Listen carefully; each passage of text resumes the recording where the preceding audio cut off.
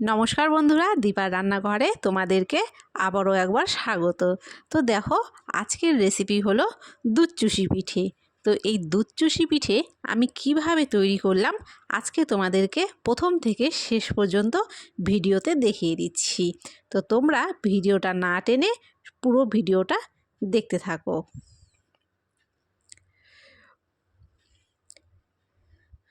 প্রথমেই এখানে আমি গ্যাস জ্বালিয়ে দিলাম, তারপরে এখানে একটা পাত্র বসিয়ে দিয়েছি। এবারে এখানে দিয়ে দিচ্ছি পরিমাপ মতো জল,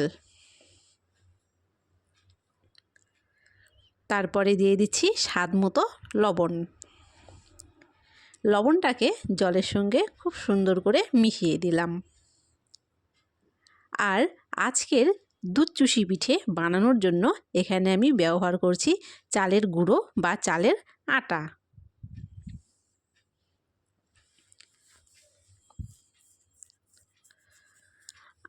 চালের আটা দেওয়ার পরে খুব ভালো করে নেড়েচেড়ে মিশিয়ে একটা সুন্দর ডো তৈরি করে নেব।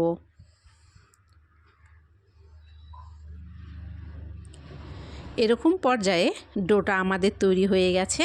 এখন নামিয়ে একটু ঠান্ডা করে নিয়েছি, তারপরে হাত দিয়ে চেপে চেপে খুব ভালো করে মেখে সুন্দর একটা ডো তৈরি করে নিয়েছি।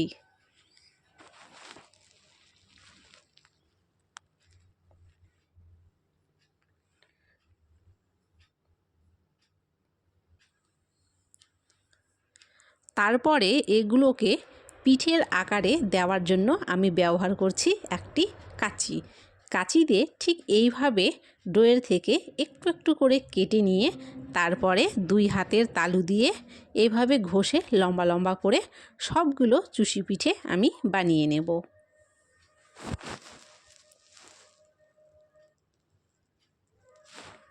তো দেখো, এখানে আমি খুব সহজে আর খুব সুন্দরভাবে চুষি পিঠেগুলো বানিয়ে নিয়েছি।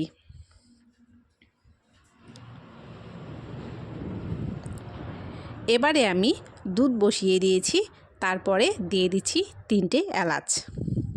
দুধটা খুব ভালো করে ফুটে উঠেছে, এবারে একটু দুধটাকে নেড়ে নিলাম।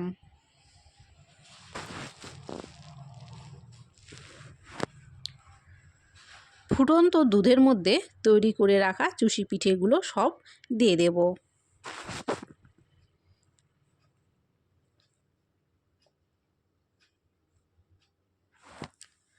তারপরে আলতো হাতে এটাকে নেড়ে দেব।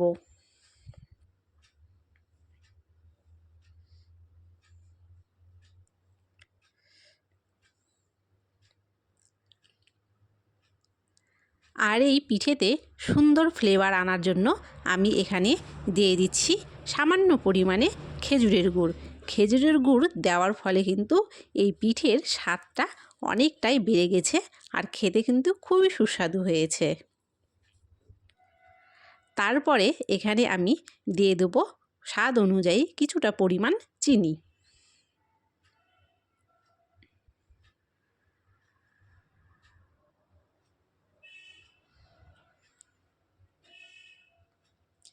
চিনি আর খেজুরের গুড় এই দুটো মিশিয়ে করলে কিন্তু এর মিষ্টিটাও ঠিকঠাক থাকবে, আর খেজুরের গুড় দেওয়ার ফলে কিন্তু এর স্বাদটা দ্বিগুণ বেড়ে যাবে।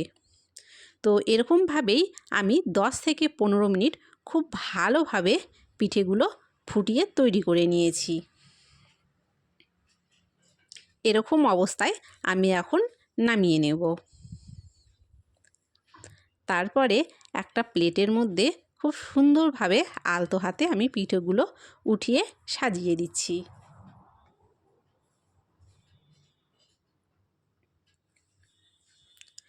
এখন এর স্বাদ বাড়ানোর জন্য এর ওপর দিয়ে সামান্য কোরানো নারকেল ছিটিয়ে দিলাম। তো তৈরি হয়ে গেল আজকের দুধ চুষি পিঠে। কেমন লাগলো অবশ্যই কমেন্টে জানিও, ভালো লাগলে একটা লাইক করে দিও।